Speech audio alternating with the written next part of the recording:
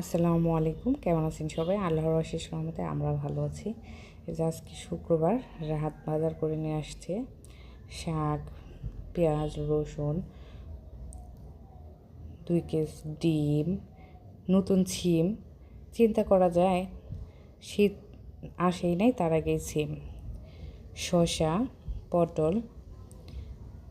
আসলে সিজনের আগে কোনো সবজি তেমন ভালো হয় না খেতে, জানি না কেমন লাগবে।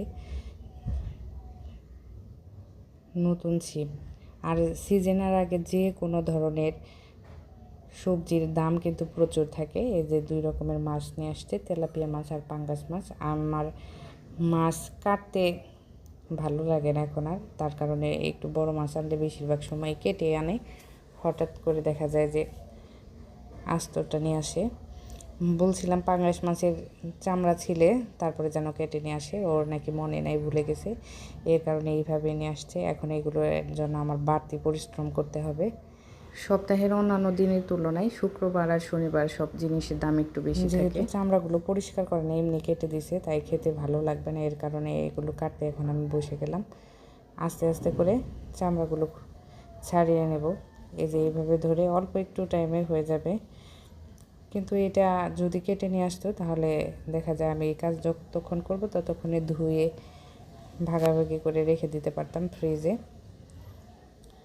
শহরেই হচ্ছে সবচাইতে বেশি বড় সুবিধা, যদি আপনার কাছে টাকা থাকে তাহলে যে কোনো ধরনের জিনিস যে কোনো পরিমাপে কেনা যায়। আবার গ্রামে অনেক সময় দেখা যায় টাকা হাতে থাকলেও অনেক জিনিসই হাতে নাগালে পাওয়া যায় না। এই যে দেখেন মাছগুলো এখন কতটা সুন্দর হয়েছে। এখন এটা পাঙ্গাস মাছ না অন্য কোনো মাছ বোঝাই যাচ্ছে না দেখে। অনেকে পাঙ্গাস মাছ খেতে পারে না, পছন্দ করে না। আমরা খাই খুবই অল্প পরিমাণে, আর যেহেতু কাটা নাই এর কারণে আয় যেন খেতে পারে।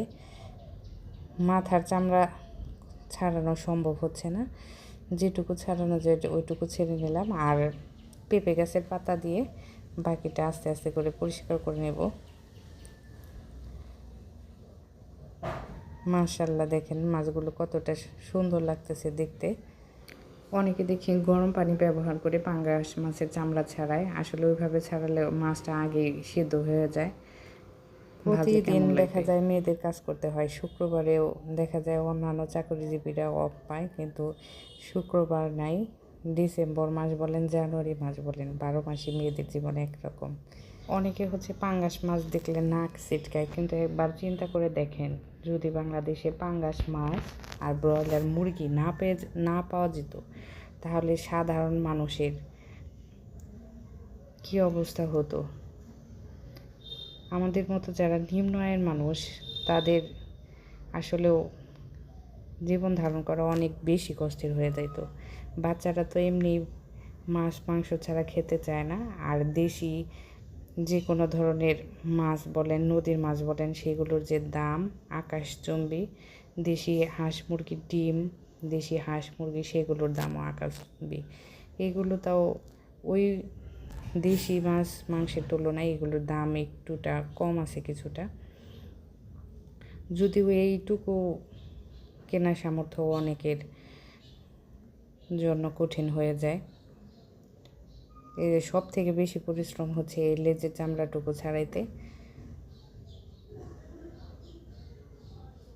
4-5 টুকরা মাছের চামড়া ছাড়াইতে যতটুকু পরিশ্রম হয়েছে তার থেকে এটা ছাড়াইতে আরও বেশি পরিশ্রম, অনেক বেশি সময়ও লাগলো। এখন এগুলো শুধু অল্প একটু লবণ দিয়ে ধুয়ে পরিষ্কার করে এখন ফ্রিজে রেখে দেব। যারা বাজার করে নিয়ে আসে তারা তো বলে মাছ কেটে নিয়ে আসছি বাজার থেকে, মুরগি কেটে নিয়ে আসছি, তাহলে আর কি ঝামেলা। দেখেন তারপরেও কত বেশি ঝামেলা। এই যে ধুয়ে পরিষ্কার করে, যেহেতু আমরা মানুষ 5 জন, এর কারণে 5 টুকরা করে ভাগ করে পলি ব্যাগে রাখতেছি।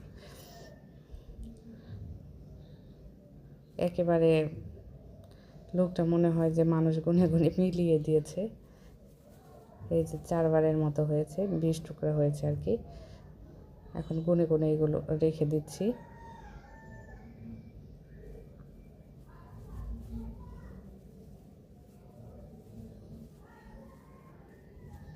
টুকরাগুলো সাইজও একটু ভালো, একেবারে ছোটো করে নেই, বড়ও করে নেই। বাসায় আমি যেভাবে কাটি সুন্দর হয়েছে সাইজ মতো।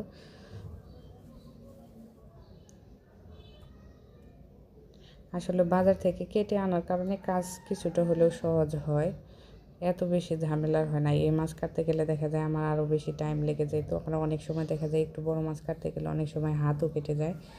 এই ঝামেলাও আর নাই। এই পাশেরটা রেখে দেবো, আর এই সাইডেরগুলো এখন আমি একবারে টাটকা টাটকা পুঁই শাক নিয়ে আসছে, সেগুলো দিয়ে রান্না করব। এই কারণে তৈলাক্ত পিসগুলো একটু বেশি রাখলাম। শাক পাতা দিয়ে রান্না করলে ভালোই লাগবে মনে হয়। যদিও পাঙ্গাস মাছ ভেজে আর ভুনা করে খেতে বেশি ভালো লাগে, চাল কুমড়া দিয়ে রান্না করলেও ভালোই লাগে। শাক দিয়ে এর আগে রান্না করা হয়নি, রান্না করে খেয়ে দেখি। এই যে একটা বড় সাইজের তেলাপিয়া নিয়ে আসছিল। তেলাপিয়া মাছ পাঙ্গাস মাছ দুইটাতে কাটা কম, যদিও আয়াতকে খুব কম খাওয়াই এগুলা, কিন্তু তারপরেও আমার নিজেরও খেতে ইচ্ছে করছিল, অনেক দিন যাবৎ খাওয়া হয় না, এর কারণে বলছিলাম নিয়ে আসার জন্য। আর তেলাপিয়া মাছ পাঙ্গাস মাছ এই দুইটার একটা আয়াতের আব্বু ওই রকম পছন্দ করে না, খেলেও এক দুই টুকরা খাইতে পারে, নাও খাইতে পারে, তার জন্য আরও বেশি ঝামেলা। এখন এগুলো রেখে হাতটা ধুয়ে পরিষ্কার করে রান্নার জন্য প্রস্তুতি নেই। নিজে মাছ ভাগ করে শেষ। এই বাজারে যেহেতু মুরগির মাংস ফ্রিজে ছিল, প্রায় 10-12 দিনের মতো চলে যাবে আমাদের। মাছটা ভেজে রান্না করবো, এর জন্য হলুদের গুঁড়া, শুকনো মরিচের গুঁড়া, জিরার গুঁড়া, পরিমাণ মতো লবণ, আর সামান্য একটু ম্যাজিক মশলা সব কিছু দিয়ে মাখিয়ে রেস্টে রেখে দেবো। মাখিয়ে রেস্টে রেখে আমি শাক পাতাগুলো কেটে ধুয়ে পরিষ্কার করে নেব, এতে করে মাছের ভিতরে মশলাগুলো ভালোভাবে যাবে, খেতে ভালো লাগবে। মাছগুলো মেখে ঢাকনা দিয়ে এখন আমি ঢেকে রেখে দেব। শাকগুলো এত সুন্দর, একবারে টসটসা তরতাজা। ভাবলাম যে পরে রান্না করলে কি হবে, শাক এনে রেখে দিলে দেখা যায় অর্ধেকের বেশি নষ্ট হয়ে যায়, এর কারণে বললাম যে শাকগুলো আগে রান্না করি। একবারে কচি ডোগা থেকে নিতেছি, ওইগুলো যেগুলো বাকি থাকছে ওইগুলো যে ভালো বের হবে এটাও ফেলে দেবো না, ভাজি করব। শুধু ডোগার দিকে থেকে নিতেছি রান্না করার জন্য। একেবারে তরতাজা ফ্রেশ।